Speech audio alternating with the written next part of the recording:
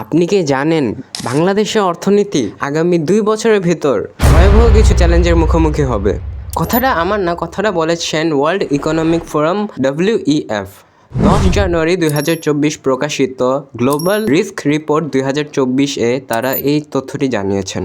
এই রিপোর্টটি লেখা হয় একটি সার্ভে দ্বারা। সার্ভেটা করা হয় দেশের 71টি ব্যবসা প্রতিষ্ঠানের টপ এক্সিকিউটিভদের নিয়ে।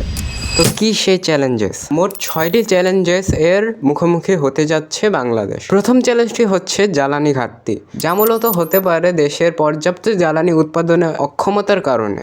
The second challenge is inflation, যা একটি দেশের দ্রব্য ও সেবার মূল্য গড়ে বৃদ্ধি পাওয়াকে বোঝায়। থার্ড নাম্বার ইজ অর্থনৈতিক মন্দা, দ্রব্যমূল্যের পরিবর্তন ও ব্যবসায়িক সংকটই মূলত এর মেইন রিজন।